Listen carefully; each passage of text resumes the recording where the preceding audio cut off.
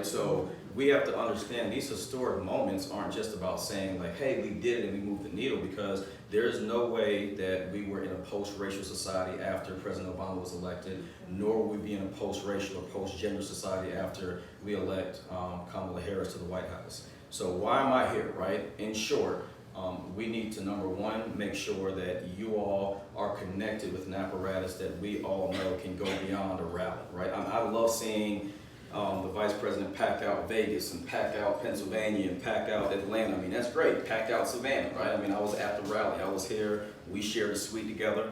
And that's great, right?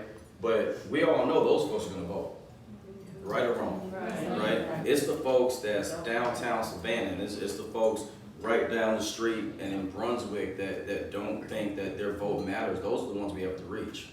There was a poll that was done after Trump won their election. There was a predominantly black community outside of Philadelphia.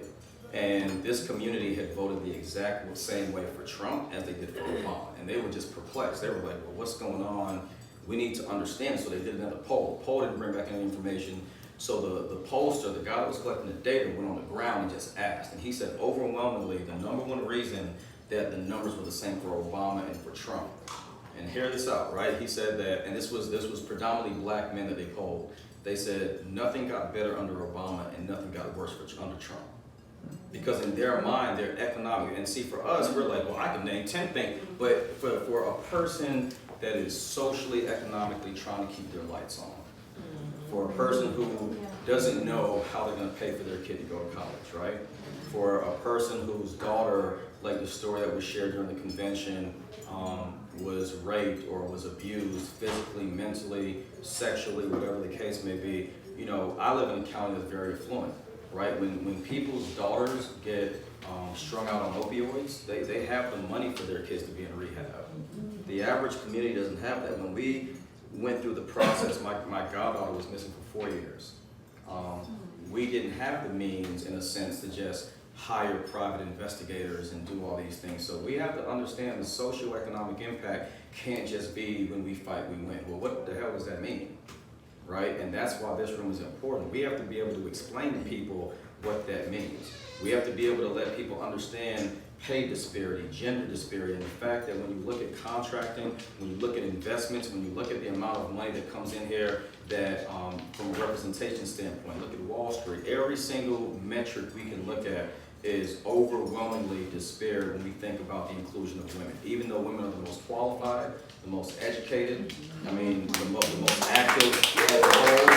And I'm not saying that just for y'all to clap. I mean, that's just the reality, right? It's the reality. That, I mean, when you look at education levels, you know, people tend to jump on black men a lot about, well, black men are not enrolling in the same way of black women. Well, white men aren't either.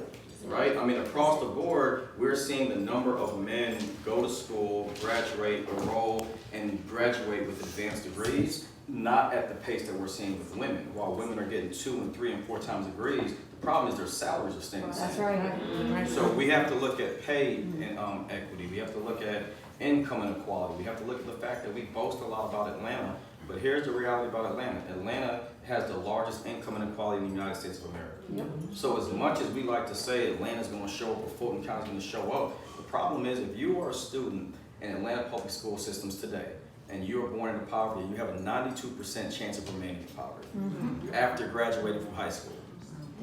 That is insane. Let me repeat that for y'all that don't understand that. If you were born into poverty in the city of Atlanta and you graduate still in that same impoverished condition, you have a 92% chance of remaining in poverty.